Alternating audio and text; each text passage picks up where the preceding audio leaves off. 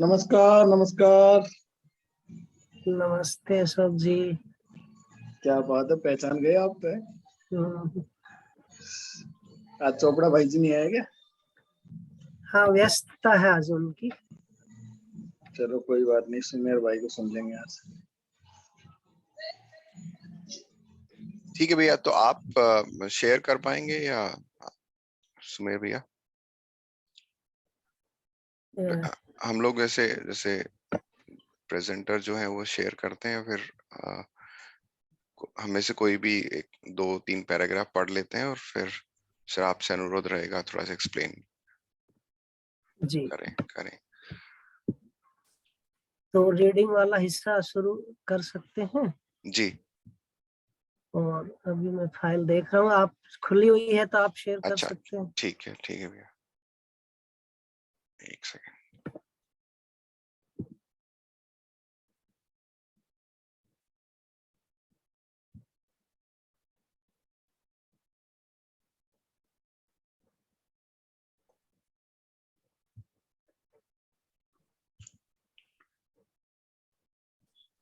मेरा स्क्रीन दिख रहा है भैया? जी जी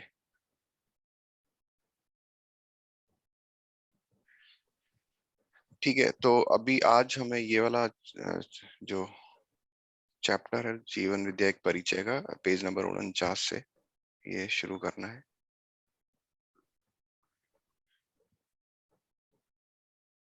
तो कौन पढ़ना चाहेंगे?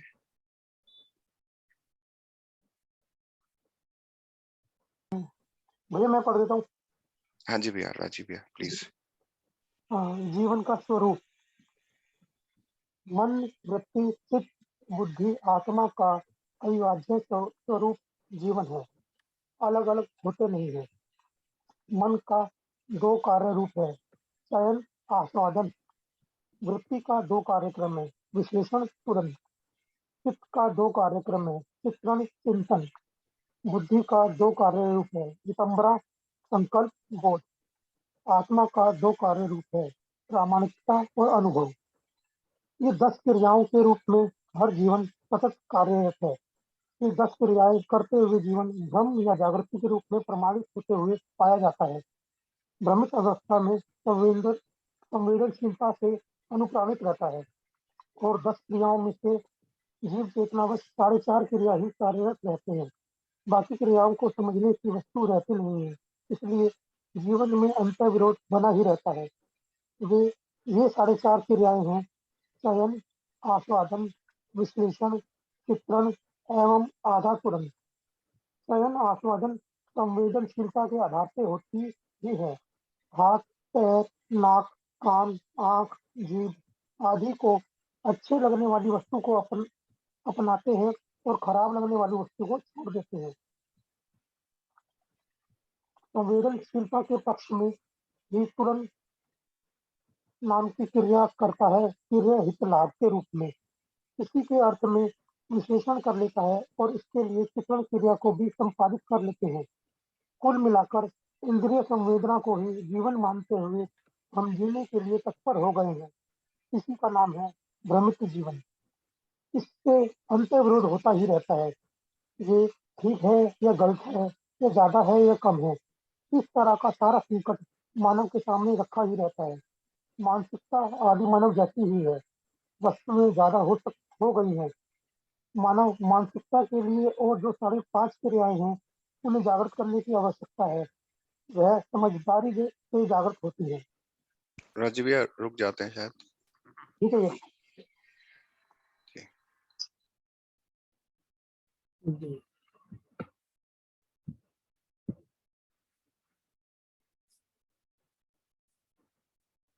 तो भैया इसमें एक बार में जैसे जितना हमने पैराग्राफ लिया है ना, इसमें जितना है हम उतना ही लेकर चल रहे हैं या इसमें भी कुछ जिज्ञासाएं बनती हैं उनको भी साथ? जी भैया, मतलब आप थोड़ा सा बताते चलिए, बीच में कोई क्वेश्चन रहेगा तो रख देंगे। जी, और जितना पढ़ा है अभी तक। जितने साथी इसमें हमें हमारे जुड़े हैं, इसमें परिचय शिविर लगभग सभी ने किया ही होगा, या कोई ऐसा भी साथी है या है जिन्होंने नहीं किया? भैया मैंने तो 2 दिन किया था, बाकी ऑनलाइन सुना हुआ है। जी ठीक है भैया। इसमें है ना जीवन का स्वरूप की बात की गई है कि जीवन का स्वरूप क्या है।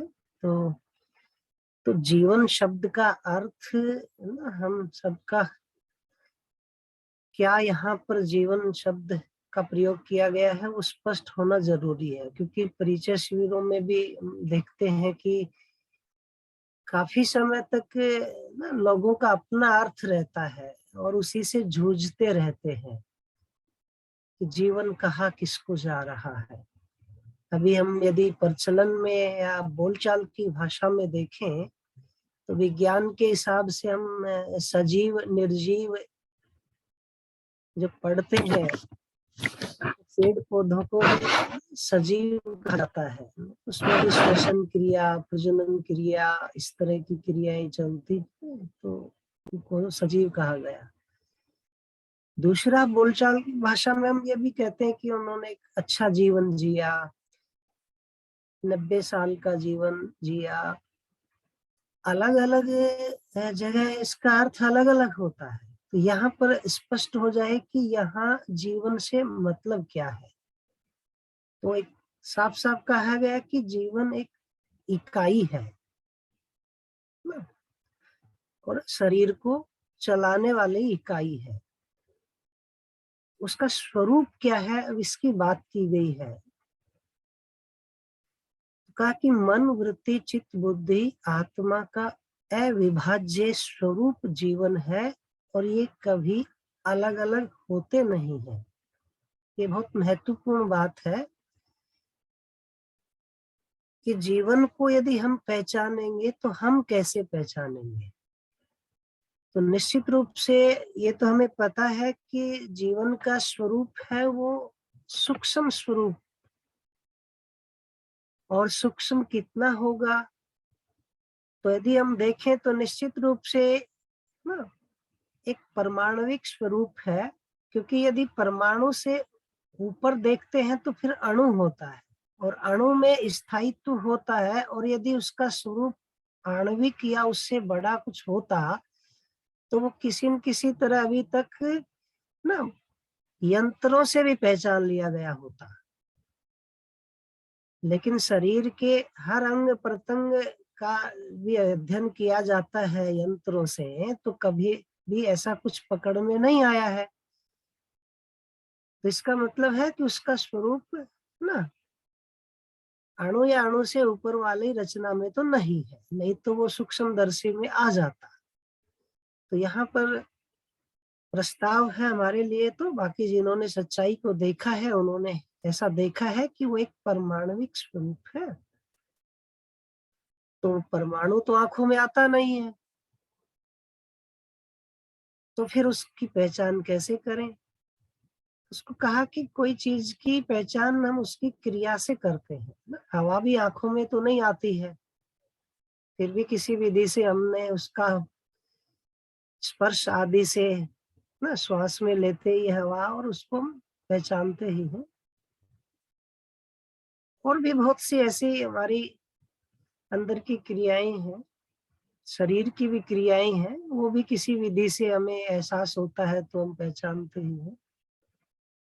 ऐसे ही जीवन को यदि हम पहचानना चाहें तो केवल एक ही तरीका है, जीवन की जो क्रियाएं हैं उनसे ही उसकी पहचान होगी। और उसकी 10 क्रियाएं हैं, ये आगे हम देखेंगे। तो इसमें 5 अंग कहा गया है, 5 भाग कहा है, उनके नाम दिए गए हैं, और ये कभी भी अलग नहीं होते, ये विशेष बात है। क्योंकि पहले कहा गया था कि कोई एक सूक्ष्म शरीर है ना, वो फिर अलग हो जाता है, फिर कारण शरीर, फिर स्वस्वरूप रहता है, आत्म स्वरूप। तो ऐसा पहले से भी कुछ सूचना परंपरा में है, उसमें अलग तरीके से बताया गया। जबकि यहाँ बताया गया है कि जीवन के ये जो 5 अंग हैं या 5 भाग हैं, ये कभी अलग नहीं होते। मन, वृत्ति, चित्त, बुद्धि, आत्मा, पांचों हमेशा ना साथ ही है और इनका संयुक्त रूप ही जीवन है। फिर हम इसको देखना चाहें तो कैसे? देखने से तात्पर्य है समझना। कैसे समझ सकते हैं?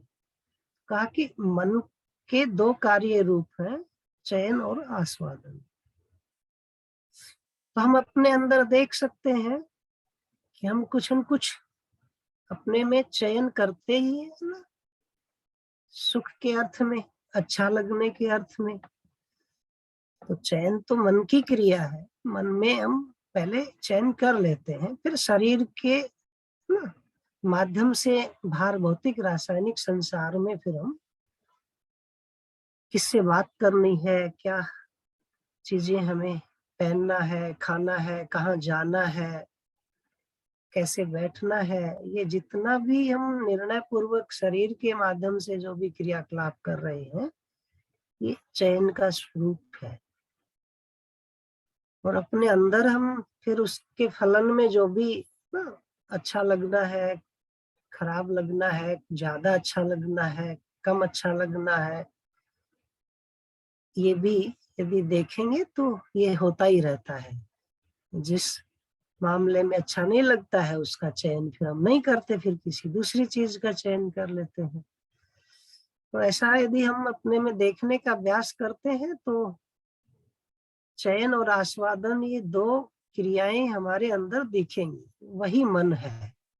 वैसे मन को हम चाहें कि वो कुछ आंखों से दिख जाएगा या अलग से ही कुछ दिख जाएगा, ऐसा नहीं होगा। क्रिया दिखेगी, दिखने से मतलब है समझ में आएगी, और इसका जितना अभ्यास करेंगे उतनी स्पष्टता बढ़ेगी। यही एक तरीका है। तो इससे फिर पहचान होगी कि हाँ ये मन है जिसमें चयन और आस्वादन क्रिया हो रही है। फिर ऐसे ही हम वृत्ति का देखेंगे तो उसके भी 2 कार्य रूप हैं, यानी 2 क्रियाएं हैं। एक विश्लेषण है और एक तुलन है।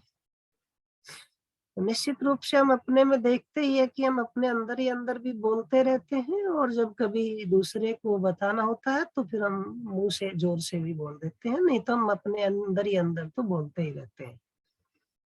जब बोलने के स्वरूप को देखें तो हम क्या बोल रहे होते हैं, तो निश्चित रूप से हमें क्या करना है, कब करना है, कैसे करना है ना।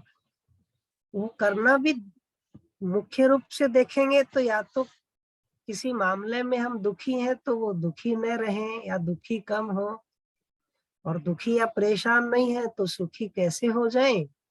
तो सारा हमारा विश्लेषण भी सुख दुख के अर्थ में ही है ना?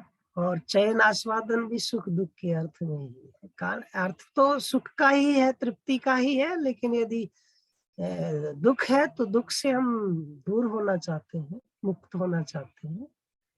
उसी अर्थ में चयन आस्वादन, उसी अर्थ में तुलन विश्लेषण होता है। तो विश्लेषण एक्चुअल में अपने अंदर ही अंदर बात करना जैसा होता है, वो अपने में हम देख सकते हैं। तुलन क्या होगा? वही विश्लेषण का आधार होता है। जब हम किसी भी चीज को अपने में तोल रहे होते हैं तो ये देख रहे होते हैं कि ये प्रिय होगा कि ये प्रिय होगा ना, इससे मतलब हित होगा कि अहित होगा स्वास्थ्य के लिए, या इसमें लाभ होगा कि हानि होगी। मोटे रूप में इसी आयाम में अभी दिखेगा। प्रिय हित लाभ दृष्टि इसको कहा है, इस अर्थ में वो दिखेगा तो वो तुलन होगा। चित्त के भी 2 कार्य रूप, 2 क्रिया है, उसमें चित्रण और चिंतन है। तो इसमें भी हम देखेंगे तो चित्रण में केवल ना चित्र शब्द से चित्रण बना है वैसे, लेकिन हम देखेंगे कि बहुत सारे हमारे संवेदनाओं से जो हम इनपुट लेते हैं तो वो ध्वनि के रूप में भी रहता है, ठंडा गर्म के रूप में भी रहता है, उसका जो एक्सपीरियंस जिसको कह रहे हैं, इंद्रियानुभव, एक्सपीरियंसेस, और बहुत सारी इंफॉर्मेशन है ना, सूचनाएं हैं, ये सब जीवन में जिस जगह ना स्टोर रहता है वो चित्रण कह रहे हैं। बहुत सारी हमारी मान्यताएं हैं, बहुत सी चीजों की ध्वनियां हैं, उनके चित्र हैं, उनके बारे में हमारे निष्कर्ष हैं। और चिंतन जो है ये अभी जो है चित्त की क्रिया है, लेकिन ये आगे हम देखेंगे कि जागृति के बाद की क्रिया है ये। अभी ये क्रिया जागृति से पहले चिंतन नहीं होता है, तो ये अभी पकड़ में आना थोड़ा सा मुश्किल होगा, क्योंकि चिंतन क्रिया शुरू होगी तो पकड़ में आएगी ना। तो अभी हम चित्रण तक का अभ्यास करेंगे तो कुछ अपने में झलक पड़ सकती है। ऐसे ही बुद्धि का भी दो कार्य रूप है, नहीं दो क्रियाएं। वैसे तो बहुत सारी क्रियाएं होती हैं, लेकिन उसको एक टाइटल के रूप में देखें, मोटे रूप में देखें, तो उनको दो दो भागों में ये यहाँ रखा है। संकल्प और बोध, इसी को एक ऋतंभरा भी शब्द दिया गया है। और आत्मा जो है मध्यांश, उसके भी दो क्रियाएं हैं, अनुभव और प्रमाणिकता। तो इसमें संजीव भैया ने रखा होगा एक टेबल, है ना, उसमें गति में होती है क्रिया और फिर एक उसकी गति क्रिया होती है।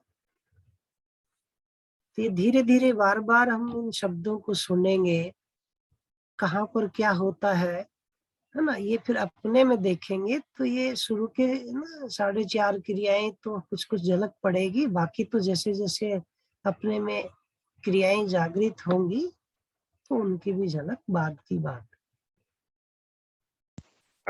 भैया एक बार अंशु जी ने कुछ हैंड रेज किया है, कुछ सवाल है शायद। जी जी नमस्ते भाई साहब। नमस्ते जी। भाई साहब ये विश्लेषण बुद्धि की क्रिया नहीं है क्या? थोड़ा यहाँ कंफ्यूजन है, थोड़ा एक्सप्लेन करिए। जी, तो अभी जो शब्दों का यहाँ प्लेसमेंट किया ना, वो क्रिया के आधार पर किया है। पहले भी शब्द तो ये प्रचलित रहे हैं ना,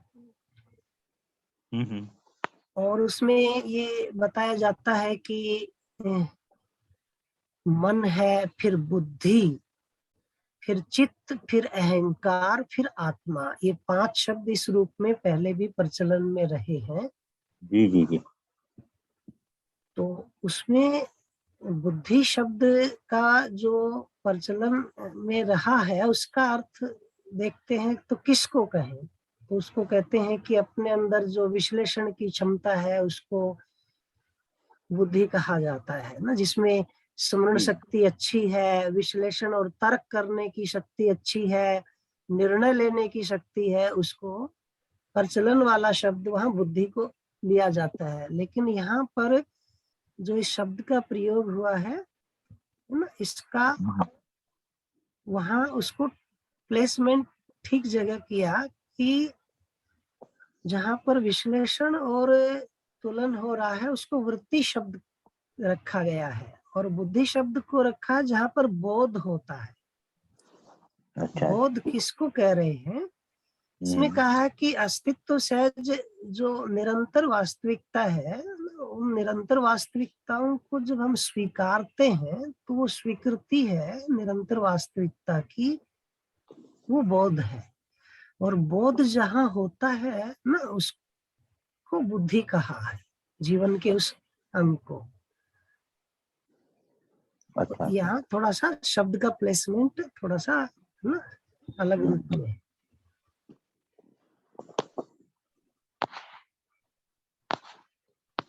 जी भाई।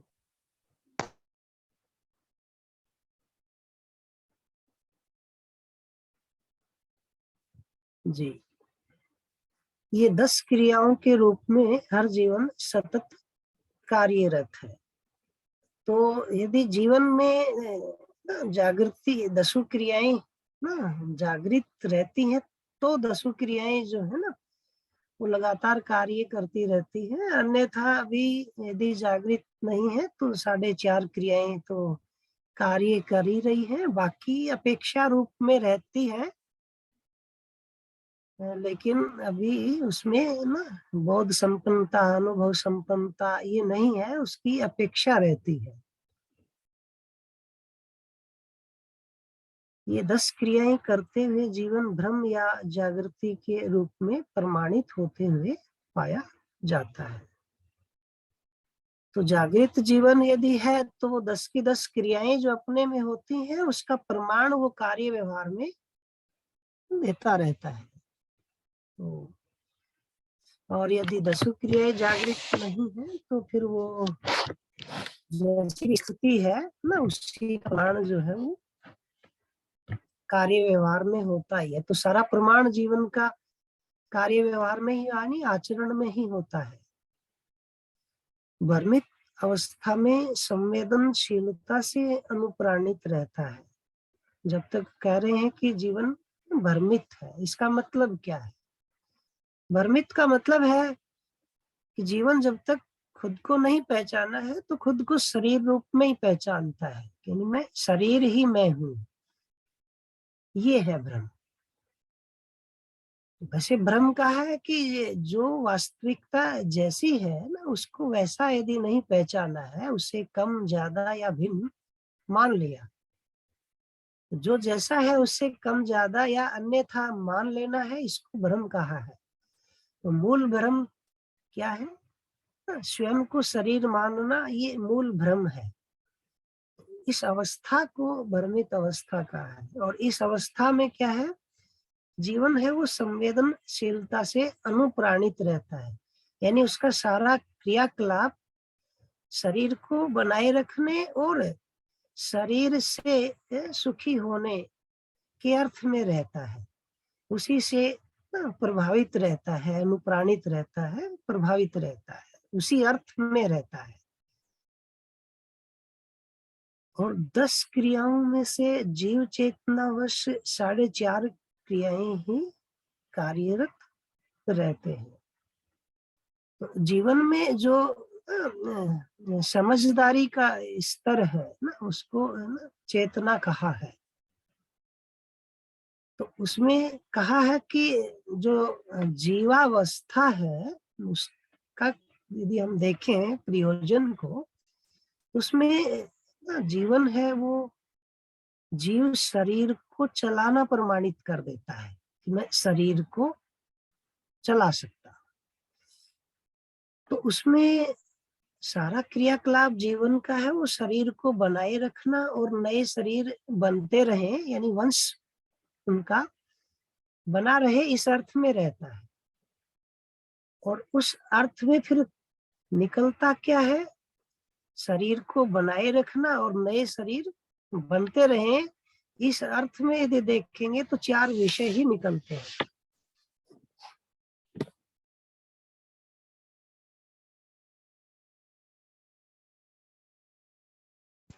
तो उसमें जैसे आहार कहा, सभी पशु पक्षी हम देख ही रहे होते हैं, उनमें सारा दिन भर का क्रियाकलाप में एक मुख्य क्रियाकलाप आहार लेने का है।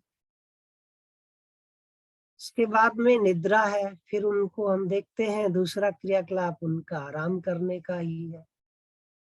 फिर भय, तीसरा क्रियाकलाप देखते हैं कि वो हमेशा इस अर्थ में है ना अलर्ट रहते हैं कि कोई उनका शिकार न कर ले, तो वो जीने की आशा उसमें दिखाई पड़ती है, जो भय के रूप में पहचानते हैं।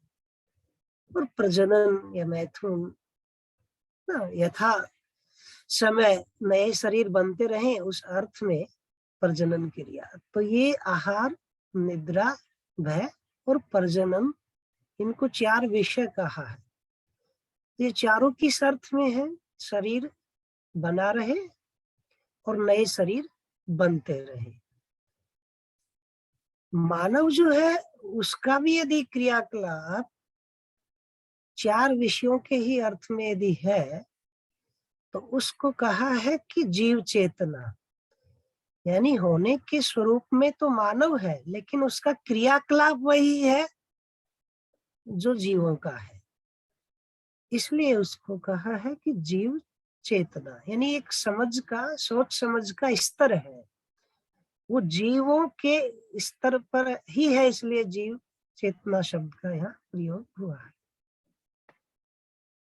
तो इसमें 4.5 क्रिया क्या है जीव चेतना में?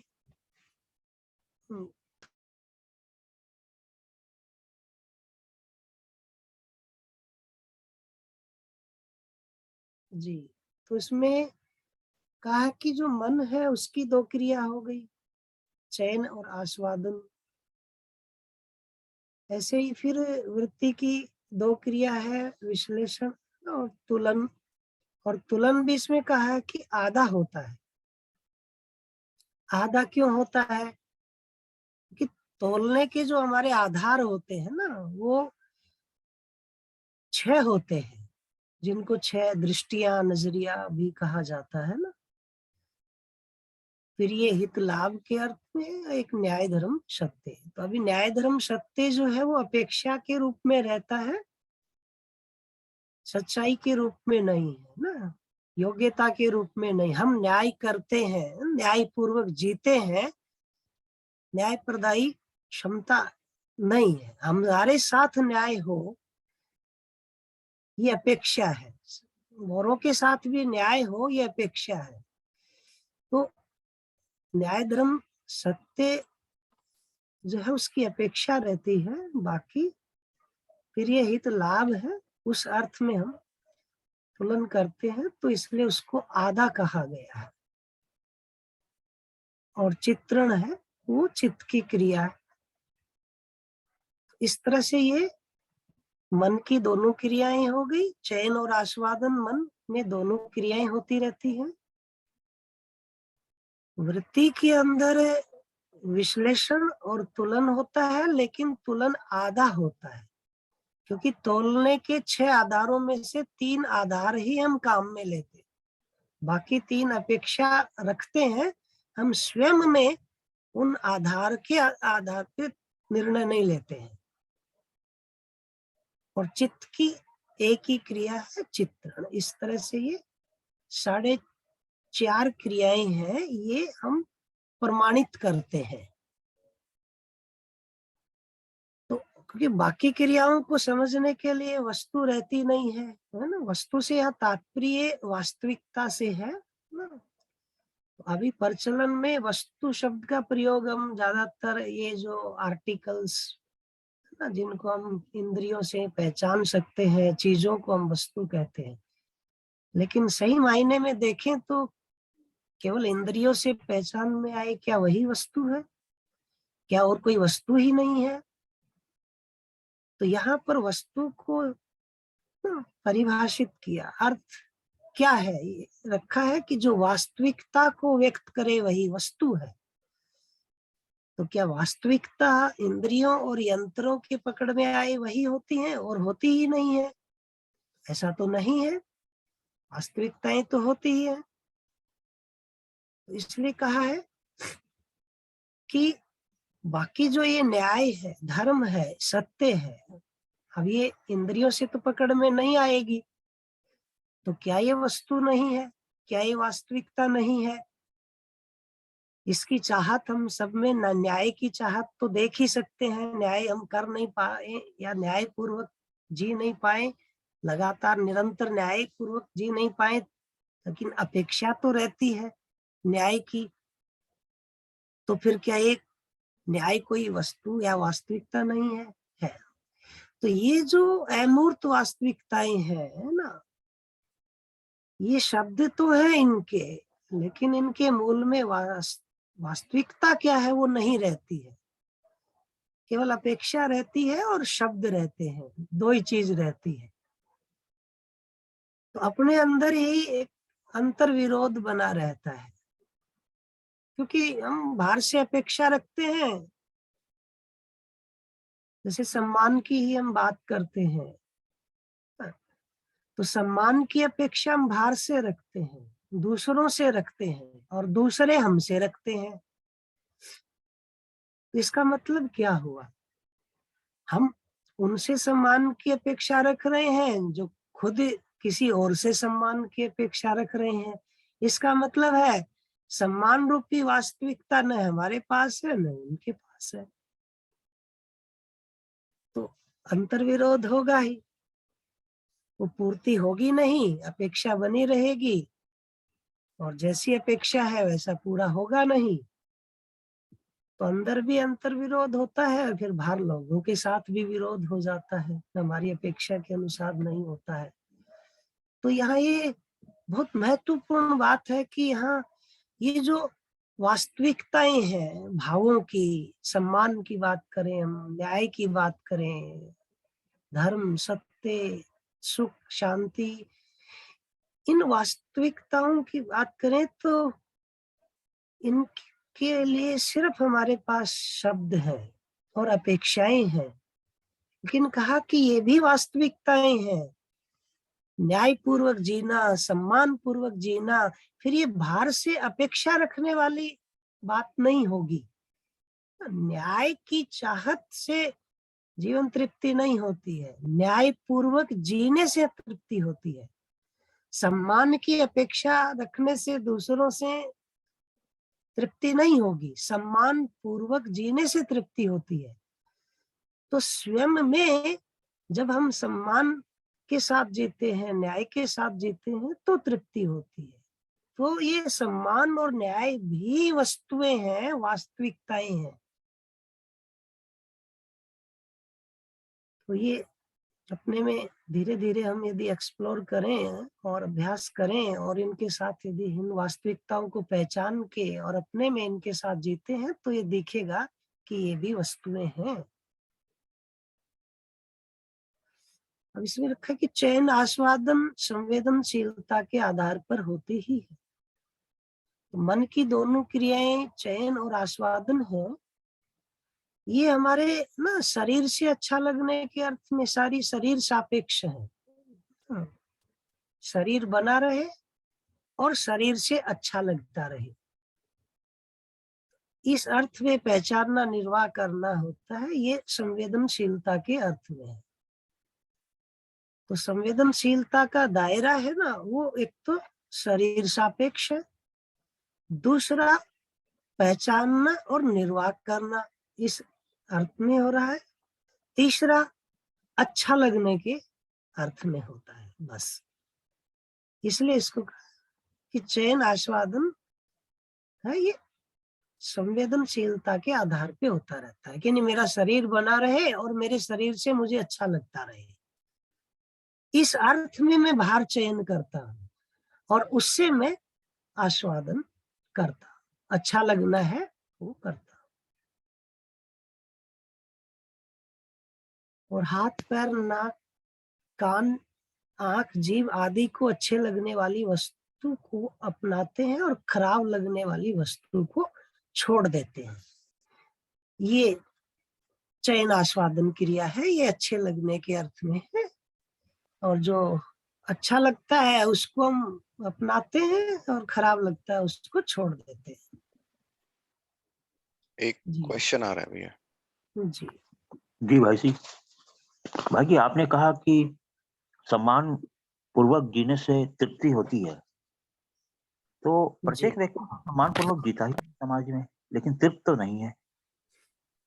जी, तो यहाँ हमें देखना है कि वो जो सम्मान पूर्वक जीता है वो सम्मान किसको माने हुए है। बहुत सारे लोग उनको पहचानते हैं, नमस्कार करते हैं, तो वो जो भी ना प्रोटोकॉल्स है, एक्शंस है, दिखावे हैं ना, जो दूसरों की वजह से उनको लग रहा है वो उसको कहीं सम्मान माने हुए है, या सम्मान रूपी वास्तविकता कुछ और ही है। अच्छा, तो ये सम्मान को हमें पहचानना पड़ेगा कि फिर सम्मान वो किसको माने हुए है। अभी जब मोटे रूप में हम देखते हैं तो बहुत से लोग किसी के आने पे खड़े हो जाते हैं, धोख खाते हैं, नमस्ते करते हैं, माला पहनाते हैं, लेकिन हो सकता है मन ही मन में गाली दे रहे हो, लेकिन लोग मान लेते हैं कि भाई मेरे आने से इतने लोग जो है जगह छोड़ देते हैं, मेरे लिए मेरा सम्मान करते हैं। हो सकता है वो डर के करते हो सकता है भाई वो किसी ऐसे अधिकार के पद पे हो, लोगों को लगता है कि हमारा इनसे कोई काम पड़ेगा।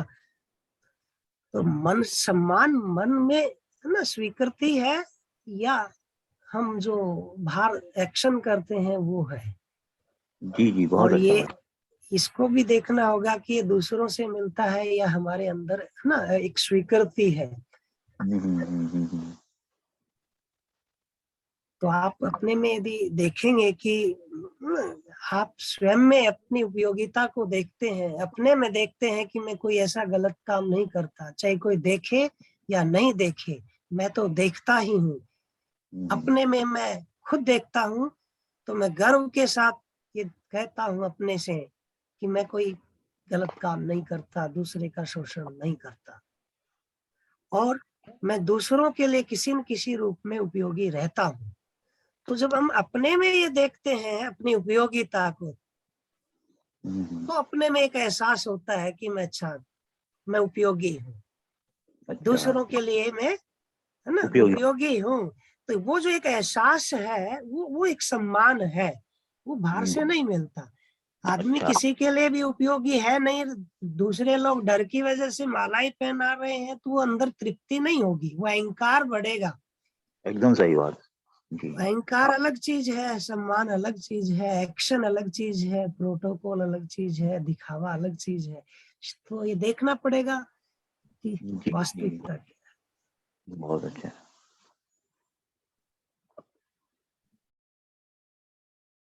संवेदनशीलता के पक्ष में ही तुलन नाम की क्रिया करता है जीवन प्रिय हित लाभ के रूप में। तो हम अपने अंदर ही अंदर जो बोल रहे होते हैं ना,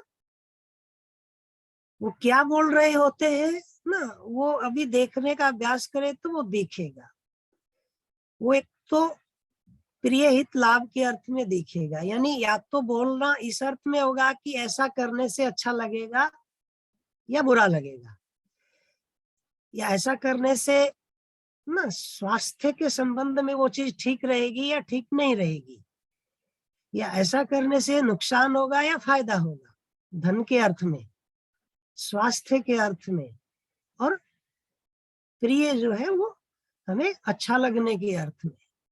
तो इसी अर्थ में अपने अंदर विश्लेषण होता हुआ हम देख पाएंगे कि किसी भी काम को हम ना करने के लिए जो निर्णय लेते हैं ना, वो निर्णय के लिए ये 3 आधार देखेंगे कि निर्णय लिया है तो क्या सोच के लिया है।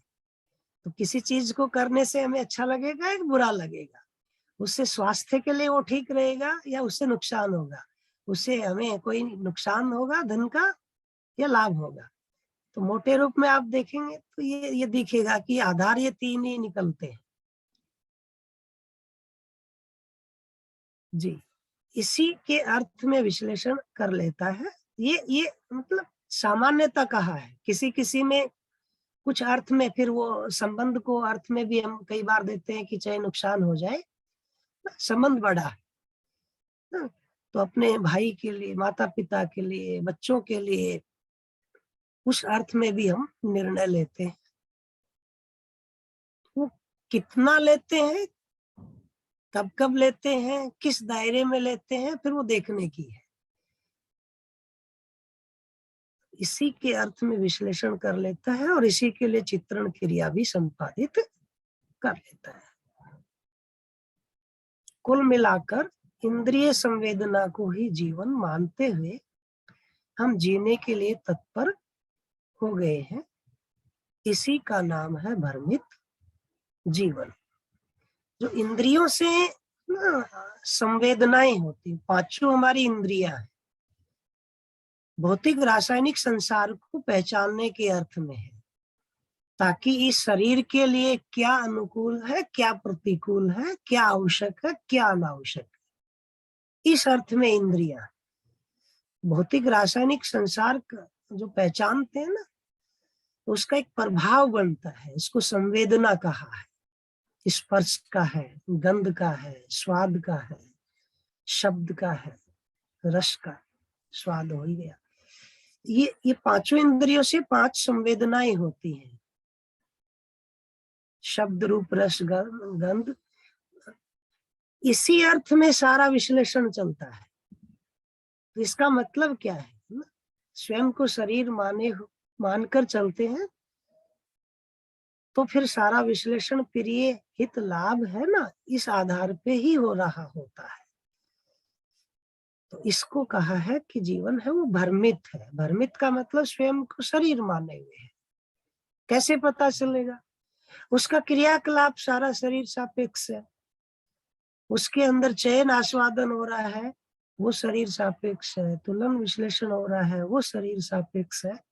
ऐसा जो अपने में वो दिखता है और इससे अंतर विरोध होता ही रहता है।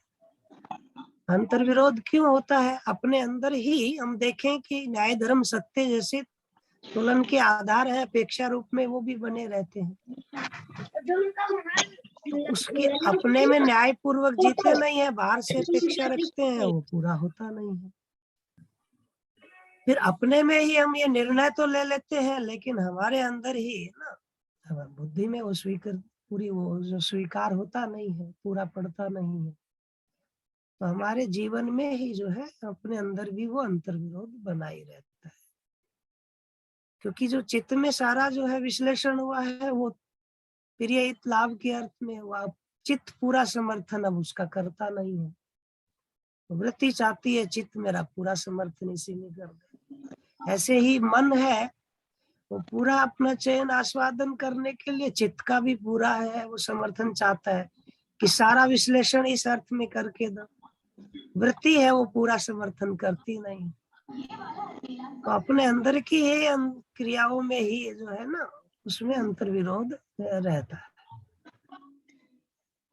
नमस्कार सर, सुमेर सर। जी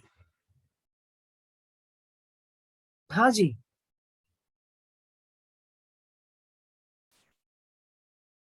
आपकी आवाज नहीं आ रही।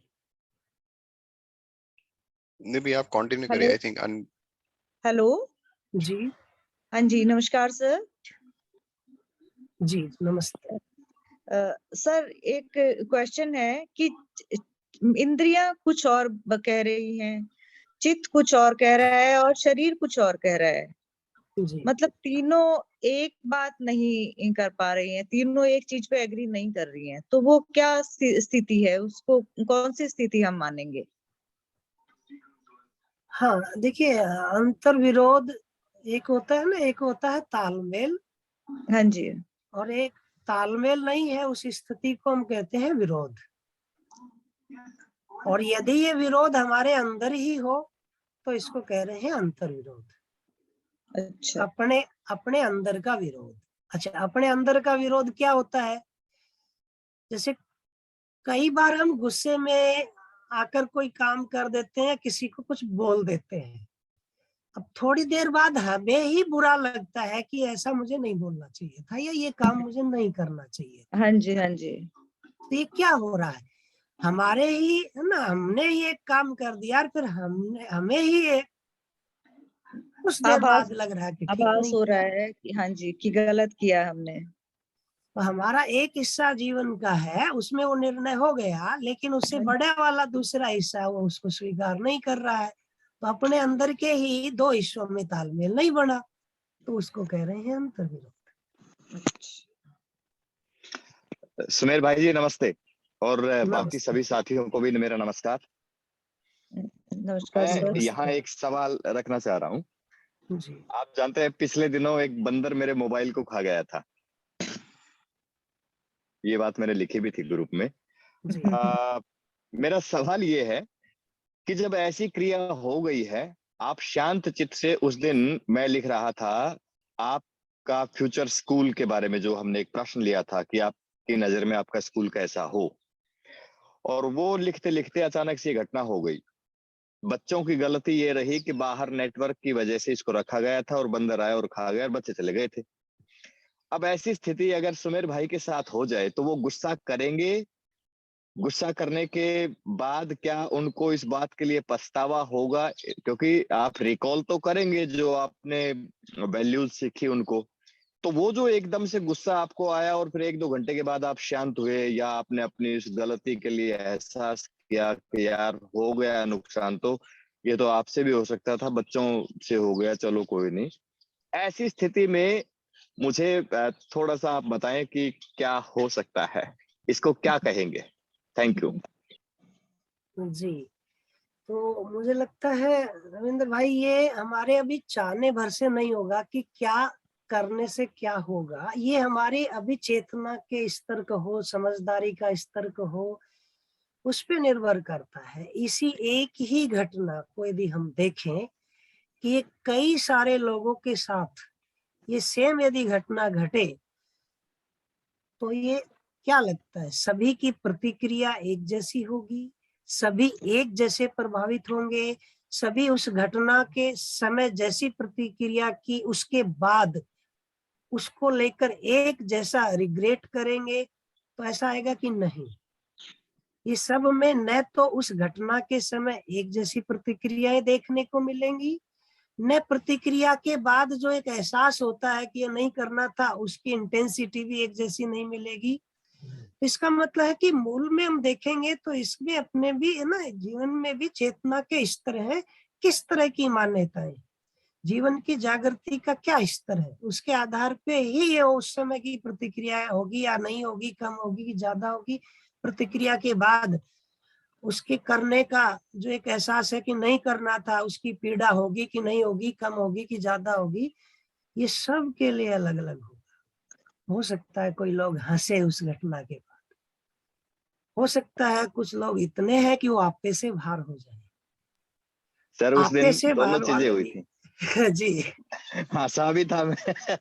हाँ ये क्या हुआ, नया फोन और इस तरह से बंदर काट खाए, शायद विश्व की पहली घटना ऐसी हुई हो। जी। तो वो कितना नुकसान हुआ है उसको लेकर भी लोगों के लिए, कुछ लोगों के लिए लगे कि भाई कोई बात नहीं है यार, हमारी गलती थी, हमें ध्यान नहीं दिया, चलो दूसरा ले ले। किसी के लिए उस मोबाइल के साथ इतना वो रहे कि वे मेरा इम्पोर्टेंट डाटा था, या उसके साथ वैसे लगाव हो गया मोबाइल के लिए, भाई बहुत अच्छा मोबाइल था, गिफ्ट दिया हुआ था, तो जितना उसके प्रति आसक्ति होगी ना, उसके अर्थ में उतनी ही गहरी प्रतिक्रिया होगी, उसके अर्थ में उतना ही गहरा एहसास होगा। तो ये सब के लिए अलग अलग होगा।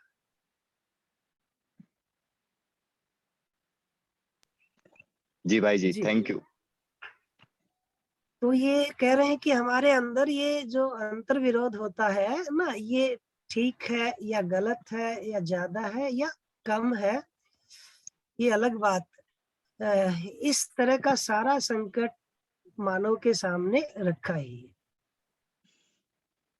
और मानसिकता आदि मानव जैसी ही है, यानी शुरुआत में मानव जैसे जीता ना, आदि शुरुआती समय में ना, जंगल युग की बात करें तो उसमें केवल मूल कार्यक्रम था वो सर्वाइवल का था, जिंदा रहना, उस अर्थ में ही पूरा उसका समय जाता था, और सारा सोच विचार भी उसी अर्थ में होता था।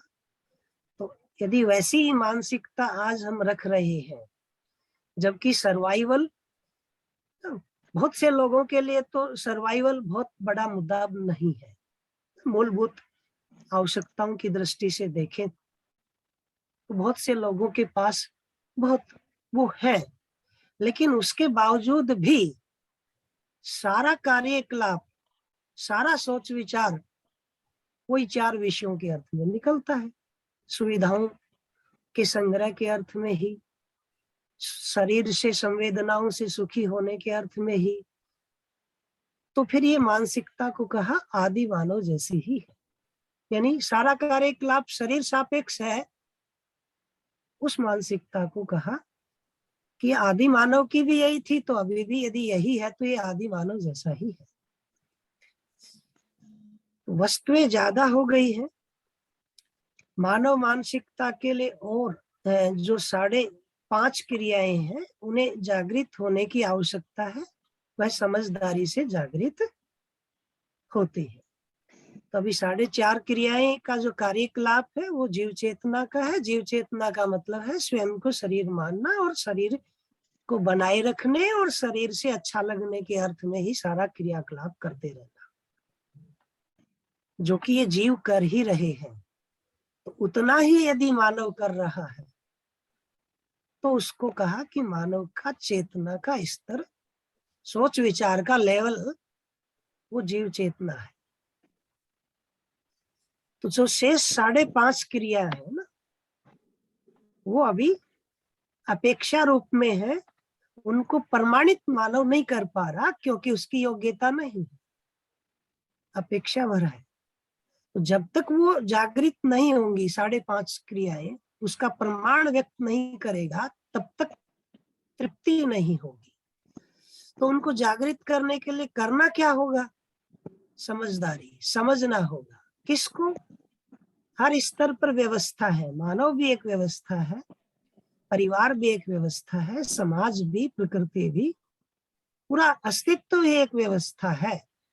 इस व्यवस्था को देख पाना और फिर इस व्यवस्था में हर स्तर पे अपनी कोई भागीदारी है, उस भागीदारी को पहचान लेना और फिर उसको निर्वाह करना है, तब वो जाके ये पूरा होगा, तब उसका प्रमाण होगा जीवन की 5.5 क्रियाओं को व्यक्त करने का, तब जीवन में तृप्ति होगी। अभी 4.5 क्रियाएं हैं, जीवन में काम कर रही हैं, कार्य व्यवहार में उसी का हम प्रमाण दे रहे हैं। 4 विषय जो है ये प्रमाण है 4.5 क्रियाओं का, बाकी का प्रमाण नहीं है, अपेक्षाएं। क्यों? क्योंकि वो जीवन में क्रियाएं काम कर ही नहीं थी। यदि कोई व्यक्ति न्याय पूर्वक जिएगा तो तुलन में वो न्याय के आधार पर निर्णय लेगा, तो कार्य व्यवहार में वो संबंधों का चयन करेगा। वस्तु क्या होती है? संबंध में समर्पित हो जाती है। फिर वो ना सामान से बड़ा वहां संबंध होगा, सामान संबंध में समर्पित होगा, वो उसके जीने में दिखेगा ना। वो प्रमाण तो क्रिया अंदर होगी जीवन में, प्रमाण होगा व्यवहार में, तृप्ति जीवन में होगी। तो इस तरह से जीवन का क्रियाकलाप जो है वो पूर्ण तृप्ति के लिए है, और पूर्ण तृप्ति 10 क्रियाओं के जागृत होने पर होगा, और तृप्ति अपने अंदर होगी, 10 क्रियाएं अंदर होगी, प्रमाण है वो कार्य व्यवहार में होगा। प्रमाण के बिना फिर क्या स्थिति है उसको हम कह नहीं सकते, मान कुछ भी सकते हैं।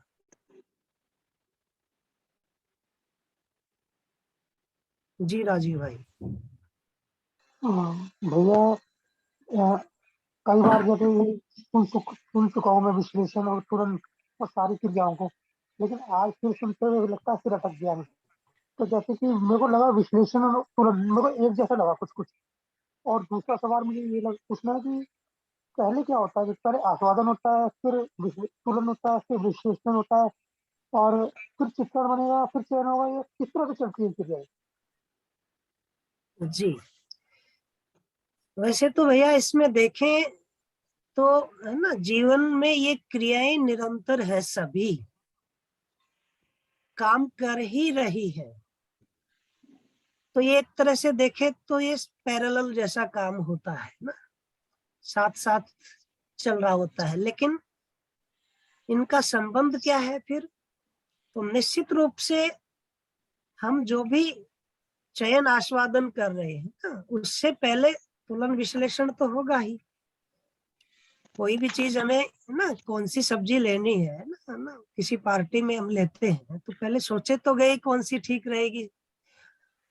तो कौन क्या सोचेगा, अब इस पे भी सबका अपना अपना आधार होगा। किसी को स्वाद है, वो ज्यादा उस पर हावी है, तो वो अपनी पहले की मेमोरी रिकॉल कर लेगा, या पहले की उससे संबंध में मेमोरी नहीं है तो वो ट्राई करके देखेगा कि इसमें हो सकता है ज्यादा स्वाद हो, इसको टेस्ट करके देखे।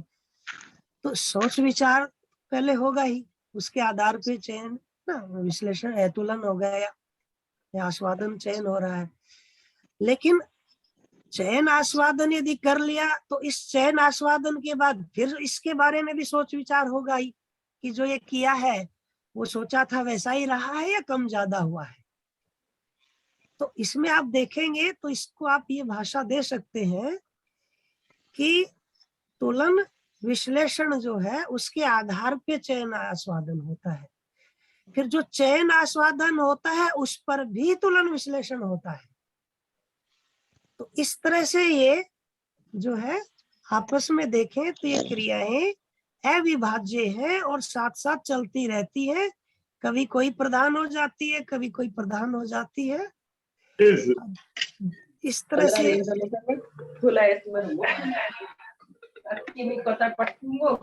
किसी का माइक म्यूट है तो एक बार देख ले।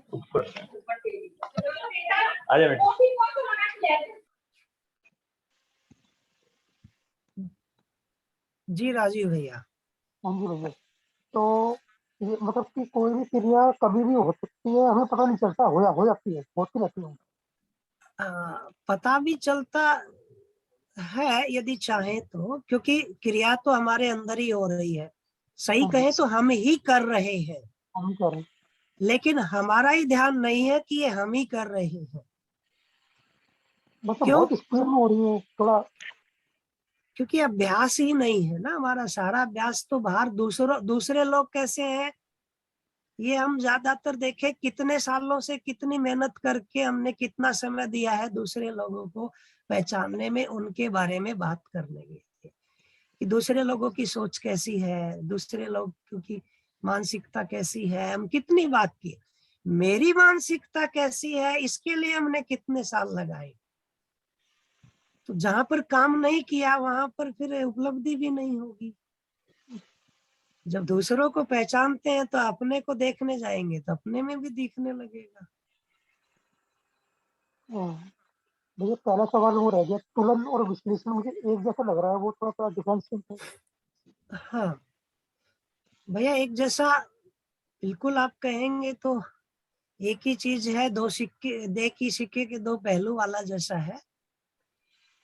जैसे हमें बच्चों का एक उदाहरण लेते हैं कि आपको किसी गेम के लिए बच्चों को सेलेक्ट करना है और उसके एक पैमाना है कि बच्चों की जो हाइट होगी वो 4.5 और 5 फीट के बीच की होगी ना, और वजन होगा वो 50 और 40 किलो के बीच का होगा। उससे कम और ज्यादा वाला उस गेम के लिए हमें नहीं लेना। अब बच्चे बहुत सारे हैं, बहुत से बच्चों की हाइट 5 से कुछ ऊपर भी है, 4.5 से कुछ नीचे भी है, बहुत सारे बच्चे 4.5 और 5 की रेंज में। ऐसे ही वजन को लेकर भी है, बहुत सारे बच्चे 40 केजी से भी कम है, कुछ 50 से ज्यादा भी है, बहुत सारे इसकी रेंज में भी है। अब आपको बोल दिया किसी ने कि आप हमें 10 बच्चे दे दीजिए जिनकी हाइट 4.5 से 5 फीट हो इसके बीच का और 40 से 50 किलो के बीच के। अब आप क्या करेंगे, आप एक तो हाइट नापने के लिए कोई ना पैमाना लेंगे, तो हो सकता है आप दीवार पर ही कोई एक निशान लगा लें 4.5 और 5 का, और एक वजन करने के लिए मशीन लेंगे। अब बच्चे को बुलाएंगे और मशीन पे खड़ा करेंगे, नापेंगे कि हाँ इतना वजन हुआ, दीवार के साथ खड़ा करेंगे, देखेंगे उस रेंज में है कि नहीं है। जो भी आपकी रेंज में आ गया आप उसको अलग खड़ा कर रहे हैं, जो भी इस रेंज में नहीं है उसको अलग खड़ा कर रहे हैं।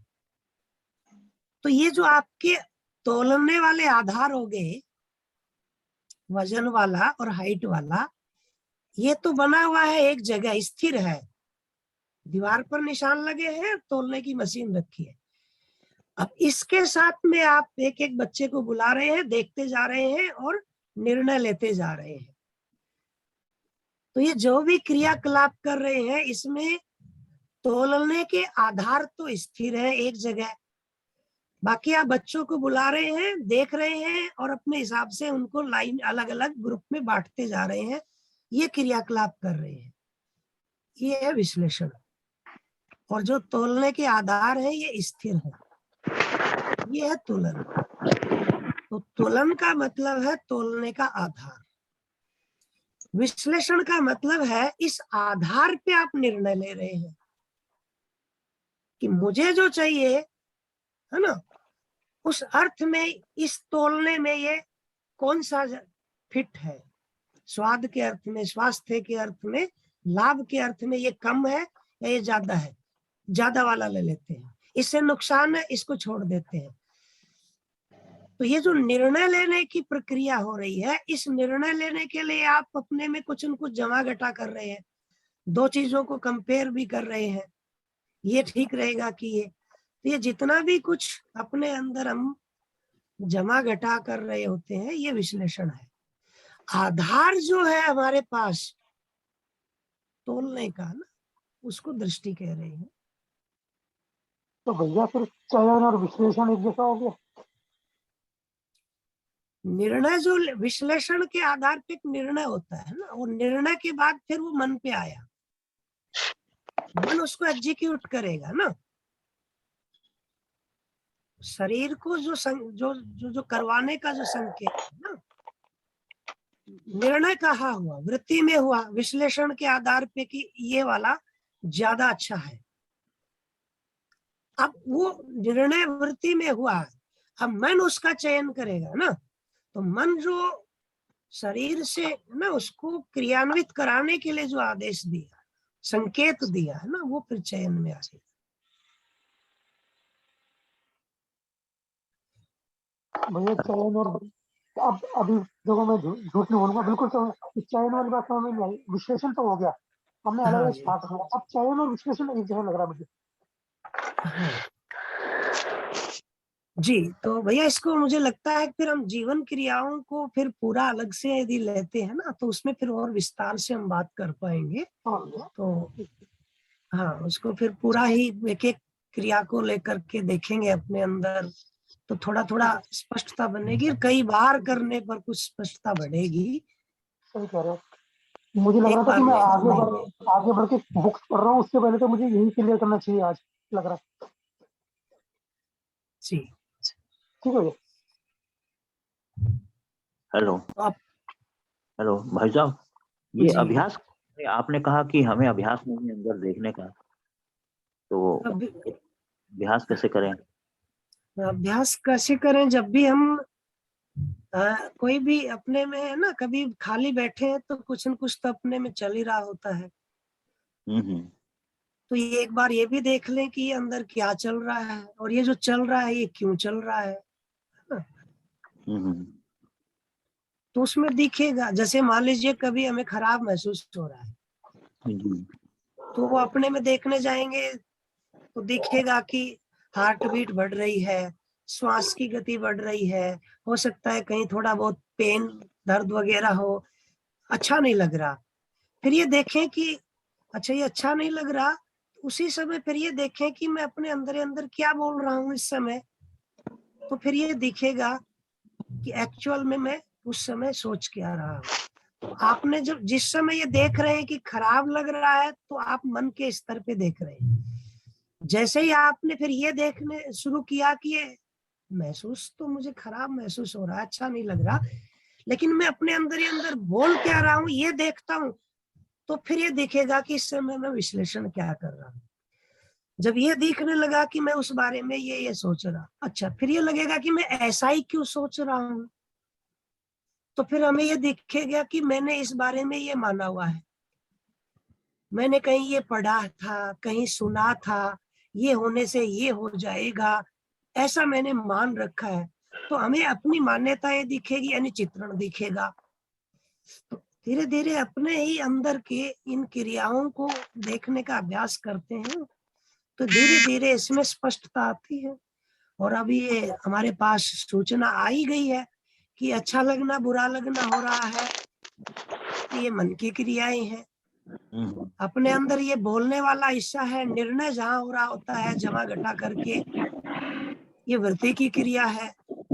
अपने अंदर जो भी पहले से ही हमारी मान्यताएं रखी हैं, अनुभव पहले के इंद्रियों के अनुभव है, सूचनाएं रखी हैं, ये चित्रण क्रिया है। तो ये दिखने लगेगा कि ऐसा मैंने कभी पहले कहीं किताब में पढ़ा था, उस आधार पे मैंने ये माना हुआ है कि ये चीज खाने से ये हो जाती है, आज मैंने ये खा लिया है, इसलिए मैं ये सोच रहा हूँ कि मैं ऐसा खाने से तो नहीं पेट में दर्द हो रहा। तो वो मान्यता दिखी, है ना, विश्लेषण भी दिखा, और वो हमारा आस्वादन भी दिखा, तो पकड़ में आएगा। अच्छा, ये मन होता है जहाँ पर चयन आस्वादन हो रहा है, ये वृत्ति है जहाँ तुलन विश्लेषण हो रहा है, ये चित्त है जहाँ मेरी मान्यता है, चित्रण है, पहले की सूचनाएं रखी है। तो इस रूप में वो पता चलेगा। जी, बहुत अच्छा। हाँ, यहाँ एक चीज और है जी, इस क्रियाओं में तो झुकाव प्रिय हित लाभ में ज्यादा होता है, इंद्रिय सुख में ज्यादा होता है, और आदमी उसी में खींचा चला जाता है। जी, तो ये तो हमें दिखेगा, निर्णय तो हम लेते ही है, तो हमें दिखेगा कि हमने ये प्रिय को ध्यान में रख के लिया था, या अच्छा। हित को या लाभ को। फिर ये देखने जाएंगे कि ऐसा हमने क्यों किया, तो फिर अपना चित्रण में जाएंगे, वो दिखेगा कि ये इसकी आदत पड़ी हुई है, इस वजह से हुआ, या मैंने ऐसा माना हुआ है, इस वजह से हुआ, तो वो चित्रण भी दिखेगा। फिर अब सही क्या है ये अभी पता नहीं है, तो अपने अंदर वो खालीपन भी दिखेगा, द्वंद्व भी दिखेगा, बोरियत भी दिखेगी। तो सही क्या है ये अभी पता नहीं है, तो इस दर्शन से अब हमारे पास प्रस्ताव आएगा, तो फिर सही क्या है वो भी दिखेगा। उसके आधार पे भी फिर देखेगा कि तुलन तो हुआ नहीं, क्यों नहीं हुआ, ये दिखेगा कि ये तो पुरानी आदत थी, इस वजह से नहीं हुआ, या ये हुआ कि अभी भरोसा नहीं बना है, कहीं ऐसे नुकसान न हो जाए, तो अपने अंदर ही भरोसा नहीं बना कि इस आधार पे यदि हम तुलन करने लग गए तो ऐसा नहीं है कि लोग हमें ही लूट ले, है ना, फायदा न उठा ले। जी जी जी जी। तो आगे आने वाली पीढ़ी को लेकर अभी चिंता है, पता नहीं इनको बच्चों को लेकर के कभी ऐसा न हो कि ये कुछ अपने पैरों पे ढंग से न खड़े हो, तो अपने अंदर ही भरोसा नहीं बन पा रहा, तो अभी भी हम प्रिय हित लाभ के आधार पे ही ले रहे, तो हमें अपनी मान्यताएं दिखेंगी कि हाँ अभी भी हमने ये माना हुआ है, इस आधार पे तुलन यही हो रहा है। तो जब तक मूल मान्यता नहीं बदलेंगी, हमारे सुखी होने के आधार नहीं बदलेंगे, तब तक हमारी दृष्टि नहीं बदलेगी। जी जी, बहुत अच्छा। तो सही क्या है, तो मध्यस्थ दर्शन है, ये सही का प्रस्ताव है। सही के प्रस्ताव को जांचेंगे, इससे तृप्त होने के लिए विश्वास जितना बढ़ेगा, उतना फिर हम सही के आधार पे है ना वो तुलन करना शुरू कर देंगे। फिर अपने में भरोसा हो जाएगा कि आने वाला हमारी जो पीढ़ी है, इसको हम क्यों मान के बैठे हैं कि ये हमसे कमजोर ही रहेंगे, निकम्मे ही होंगे, ये कुछ नहीं कर पाएंगे, ये भरोसा में क्यों नहीं है। ये हम क्यों नहीं सोच रहे कि हो सकता है ये हमसे ज्यादा मजबूत होंगे, हमसे ज्यादा बेहतर कर सकते हैं, हम क्यों नहीं इनकी मदद कर पा रहे हैं, इनको मार्गदर्शन क्यों नहीं सही दे पाएंगे, हम भी देंगे, इनकी अपनी भी क्षमता है। तो हम इतना तो करेंगे कि इनको जूझना न पड़े, लेकिन इतना हम इनके हिस्से का हम ही करके दे देंगे तो ये क्या करेंगे, ये भरोसा हमें क्यों नहीं बन पा रहा। कहीं ऐसा तो नहीं है कि हम अपने ही डर की वजह से ऐसा कर रहे हैं, तो वो फिर अपने में दिखेगा, तो उसको भी फिर सही के प्रस्ताव के आधार पे जांचेंगे, तो उसको भी फिर ठीक कर लेंगे। जी, बहुत अच्छा, धन्यवाद भाई। जी, ललिता जी शायद कुछ पूछना चाहते हैं। जी भैया, सुमीर भाई नमस्कार। एक मेरा एक क्वेश्चन है, कल से जैसे स्कूल खुल रहे हैं और बच्चे स्कूल में आएंगे, तो एक भाव और विचार ये आया कि अगर हम कुछ बैलून्स वहां पे लगा दें, और मतलब मेरे को अच्छा लग रहा है कि मैं वहां देख पाऊं कि बच्चे स्कूल में बच्चे आ रहे हैं, वो खुश हो रहे हैं, बैलून्स लगे हैं, तो है ये इंद्रिय सुख, पर मेरी इस सोच के कारण मुझे अच्छा लग रहा है, इसलिए औरों को भी अच्छा लगेगा, बच्चे खुश होंगे, एक उन्हें इनिशिएटिव मिलेगा। तो क्या ऐसा सोचना चाहिए या नहीं चाहिए? जी, मुझे लगता है कि भाव जो है वो महत्वपूर्ण चीज है। जी भैया। यदि बच्चों के प्रति वास्तव में हमारे अंदर स्वीकृति है ना, एक स्नेह का भाव है, वात्सल्य ममता जैसे भाव है, तो ये बड़ी उपलब्धि है। फिर उसकी अभिव्यक्ति तो होगी ही, वो कैसी जी होगी, कम होगी, ज्यादा होगी, उस समय क्या चीजें उपलब्ध है, वो फिर निर्भर करेगा परिस्थिति पर। वो प्रधान नहीं है अभिव्यक्ति। अभिव्यक्ति तो होगी, वो आंखों से ही हो जाएगी और वो पहुंच भी जाएगी। जी जी भैया। भाव नहीं है, हम कितने ही गुब्बारे लगाए, है ना, वो हाँ फिर कुछ नहीं निकलता। भाव है और गुब्बारे उपलब्ध है तो खुशी खुशी लगाइए। भाव जी है, गुब्बारे नहीं भी मिले कोई बात नहीं, हाँ वो आंख ही हमारा गुब्बारा हो जाएगी। जी भैया। तो पर भाव मतलब प्रधान है, ये जरा। जी जी भैया। तो मतलब यही था कि है ये इंद्रिय सुख, पर बच्चों को एक मोटिव मिले स्कूल आने का, और उन्होंने कहा हाँ मेरे को किसी ने वही सम्मान की भावना जिस तरह से कह सकते हैं, प्रिय की भावना, क्या हमें कोई चाह रहा है हम स्कूल आए, तो ऐसे भाव तो आते रहते हैं। हाँ, तो उनको यहाँ थोड़ा सा ललिता जी बहन हम ध्यान रखेंगे कि ये जो बच्चों के प्रति जो ये भाव की बात कर रहे हैं, ये संवेदना या इंद्रिय सापेक्ष नहीं है, ये न्याय सापेक्ष होता है। जी भैया। जी, और ये प्रिय से मतलब यहाँ पर है ना, वो जो अच्छा लगने के अर्थ में है ना, संवेदनाओं के अर्थ में होता है। जी तो यहाँ पर ये संबंध जब आधारित हो गया है तो ये फिर न्याय सापेक्ष या संबंध सापेक्ष है, तो ये न्याय दृष्टि होती है। ठीक है भैया, धन्यवाद भैया, ठीक। थैंक यू भैया। और काश ये इसकी निरंतरता हो, ये हमारी अपेक्षा है और ये हमारी जर्नी है कि भाव के साथ हम बच्चों के प्रति वो भाव की निरंतरता, वो पहले दिन आए कई दिन बाद ये भाव तभी बने या ये बना ही रहे। जी भैया। भैया जी मैं भैया। कुछ ऐड करूं? जी मैं कुछ ऐड कर सकता हूं? हाँ जी, क्यों नहीं।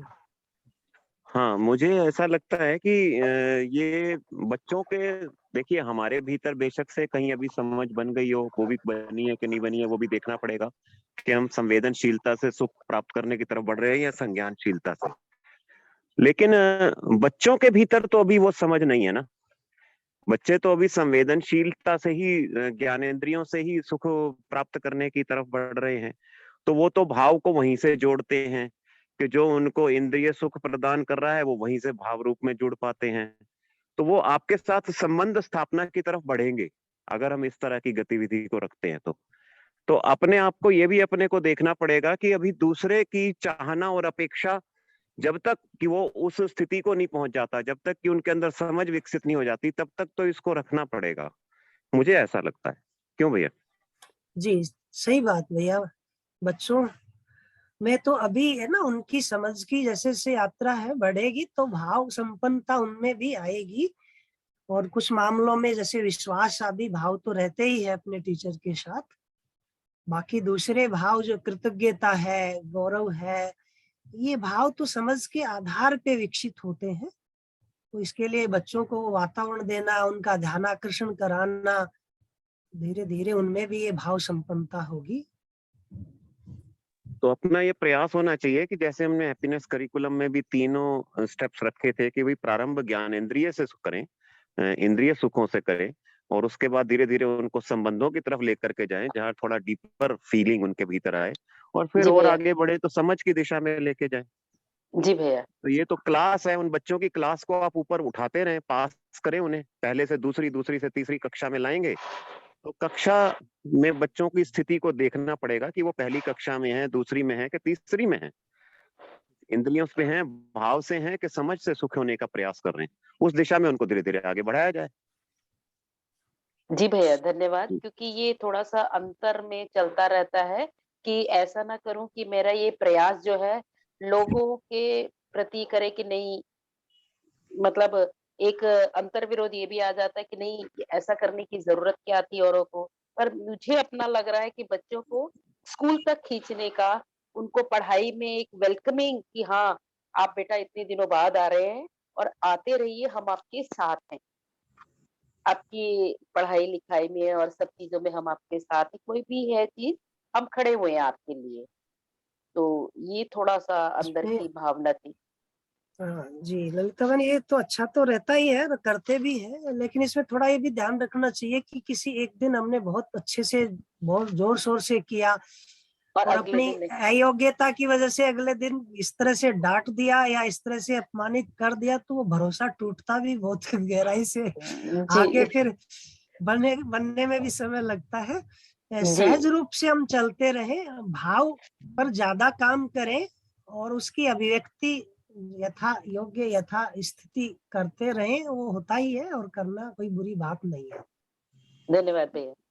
भाव नहीं हो और ये वाला हिस्सा करते रहें एक्शन वाला, तो उसको कहते हैं कि एक तरह से दिखावा है ना, अंदर हमारा भाव की स्थिति बन नहीं पाई, लेकिन फिर जी भी हम उसको व्यक्त करने के लिए एक्शन कर रहे हैं, तो फिर ये दिखावे में ज्यादा जाता है और फिर आगे इस पे भरोसा बनने में भी समय लग जाता है। जी भैया, धन्यवाद। सही कहा आपने, धन्यवाद। ध्यान रखूंगी मैं इस बात का। आई थिंक एक और हैंड रेज आया था। हाँ जी, नमस्ते भैया जी। जी जी हाँ, ललिता बहन बात कर रही हूँ भैया जी। जी ललिता बहन। शायद 2 ललिताएं हैं, ठीक है। हाँ, मैं यही कह रही थी कि वही जैसे आपने अभी इसको एक्सप्लेन तो कर ही दिया कि मूल में तो भाव है, लेकिन पहले सम्मान, उसके बाद समान भी आवश्यक है ही, क्योंकि समाज की जो रीति है, परंपराएं हैं, उसके अनुसार जैसे यदि हम कहते सम्मान तो हम बहुत करते हैं, लेकिन समाज के जब रीति के अनुसार क्रिया ना हो तो वो भी सम्मान नहीं माना जाता। फिर वो मेरा भाव तो मेरे तक ही सीमित है, जैसे राजेश भैया जी ने कहा, तो मेरा भाव जो मेरे तक सीमित तो है, वो सामने तक तभी जा पाता है जैसे कि सम्मान भी हो और समाज की जो रीति भी हो वो भी साथ में ही रहे। तो वो आपने बड़े अच्छे से एक्सप्लेन कर दिया, मैं उसी को ही आगे बढ़ा रही थी। जी। बड़ी दोनों ही आवश्यक है, ये तो हम ना शिविर में भी बहुत बात होती है। बात है कि कौन किसको ना प्राथमिकता दे रहा है, सामान के अर्थ में संबंधों को यूज किया जा रहा है या संबंधों के अर्थ में सामान समर्पित है। जी बिल्कुल।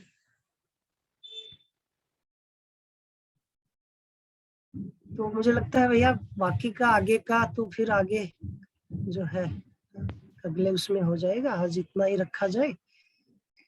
हाँ जी भैया, टाइम हो गया है तो जी लास्ट के 2 मिनट कोई किसी का कोई सवाल है तो ले लेते हैं। कोई सवाल नहीं है तो मैं ललिता जी की बात को आगे बढ़ाता हूँ। जी जी भैया। ललिता जी, मुझे ये लगता है कि भाई अपने को भी थोड़ा सा देखना चाहिए कि दूसरे की अपेक्षाओं को तो हम पूरा कर रहे हैं कि वो सामान से सुखी होता है तो सामान दे देते हैं उसको, पर अपनी स्थिति की तरफ भी हमारा मूल्यांकन रहना चाहिए कि मेरे को तो पता है ना कि मैं सामान से सुख तो नहीं ले रहा हूँ, सामान से तो मैं सम्मान लेने की कोशिश नहीं कर रहा हूँ। बिल्कुल। तो वो अपने आप को क्लैरिटी होनी बहुत ज्यादा जरूरी है दूसरे की क्लैरिटी से। बिल्कुल। तो कई बार क्या होता है कि वो बैलून हमको खुश कर रहे होते हैं, जी जी। मेरे को बहुत अच्छे लग रहे हैं, तो मेरे को अच्छे लग रहे हैं तो अभी मुझे ठीक करने की जरूरत है अपने आप को, बड़ी कि मैं भी अभी यही सोच रहा हूँ और इसीलिए दूसरे का कहीं मैं दूसरे को भी ये तो नहीं कह रहा हूँ कि मैं दूसरे के लिए कर रहा हूँ, कर मैं अपने लिए ही रहा हूँ, नहीं ले रहा हूँ, बिल्कुल ठीक क्योंकि मैं ही उसी में सुखी महसूस कर रहा हूँ। जी। तो मेरी अपनी जो पोजीशन है वो काफी क्लियर होनी चाहिए कि, बढ़िया। और जहाँ भाव मतलब कई बार ऐसा भी होता है कि हम दूसरे की अपेक्षाओं को दूसरी दिशा में बढ़ा तो नहीं रहे, जी कभी जी। कभी ये भी समस्या हो जाती है कि हम फिलहाल उसको कोई अपेक्षा तो थी नहीं पर हमने बिना अपेक्षा के ही प्रोवाइड करा दिया। बच्चे ने मांगा नहीं है चॉकलेट, हम जानबूझ के उसको चॉकलेट दे रहे हैं, फिर हम कहते हैं कि बच्चे को चॉकलेट की आदत पड़ गई है। तो वो जो चीज है वो भी अपने को थोड़ा ध्यान रखना है कि बच्चे को आदत सामान की लगवानी है कि मूल्यों की तरफ लेके जाना है, संबंधों की लगवानी है। तो बच्चे को ये फीलिंग संबंधों की होती ही है, तो हम अगर संबंधों की दिशा में सीधे गहराई से लेके जाते हैं तो मुझे लगता है कि वो एक पास भी हो सकता है। तो शरीर की आवश्यकताएं उसको क्लियरली पता चले कि शरीर की नीड्स के लिए ही है केवल मात्र ये, इसमें से हमारे को सुख नहीं प्राप्त करना है। तो शरीर की और जीवन की, जो अभी जीवन क्रियाओं पर बहुत शानदार चर्चा आज चली है, बहुत ही बढ़िया टॉपिक है। तो जीवन की आवश्यकताओं को हम समझ पाए और जीवन की आवश्यकताओं के अनुरूप कर पाए तो मुझे लगता है कि अपेक्षा भी दूसरे की नहीं बनती है जी। उस दिशा से। तो कभी कभी ये भी देखना होता है कि हम अपेक्षाओं को पूरा कर रहे हैं या अपेक्षाओं को बढ़ा रहे हैं दूसरे की, बिल्कुल, ऐसा अपनी होता है। स्थिति को देखते हुए। जी जी भैया धन्यवाद, आपका विचार बहुत अच्छा है कि जो आपने गाइडलाइंस दी है बड़ा अच्छा है। तो मैं भी कुछ करूंगी तो सही, पर ऐसा नहीं करूंगी कि अपेक्षाएं बढ़ जाएं, हमेशा के लिए हो जाएं। तो भाव प्रदर्शित करने के और भी तरीके हैं, तो मैं कुछ और सोचूंगी फिर। हाँ नहीं बहन जी, वैसे ये है कि हम उनको ही कह सकते हैं भैया इतने समय के बाद आप आए हैं, तो उत्सव के रूप में हम आपके स्वागत के रूप में आज ऐसा किया है। तो वो तो हम संदेश साथ में दे ही देते हैं बच्चों के साथ में, ये हो ही जी जाता जी जी है ना। एक मात्र हम संदेश नहीं देते ना, जो गैप हो जाता है वो हो जाता है कि बच्चा अपने आप से ही उम्मीद ये कर लेगा कि कल भी मेरे साथ ऐसा ही होगा। तो हम कि आज हम सब उत्सव मना रहे हैं, इतने दिन के बाद आए हैं, तो मैंने तुम्हारे स्वागत की तैयारी की है इस तरह से। जी जी जी जी भैया, बहुत बढ़िया, बहुत बढ़िया, बढ़िया विचार, अच्छा मार्गदर्शन रहा। जी बहुत सुंदर। थैंक यू राजेश भाई, थैंक यू सुमेर भैया, आप सभी का बहुत बहुत धन्यवाद है। बहुत बढ़िया, बहुत ही अच्छी चर्चा रही आज की, बहुत सुंदर। बहुत बहुत धन्यवाद भैया जी। बहुत बहुत शुक्रिया भैया। ठीक है, थैंक यू सभी को। रैप अप धन्यवाद करते भैया। हैं। नमस्ते सुमेर भाई, सभी को नमस्ते। धन्यवाद बहुत बहुत, सभी को नमस्ते। Thank you sir. नमस्ते सभी को। नमस्ते। नमस्कार सभी को। सभी को नमस्ते।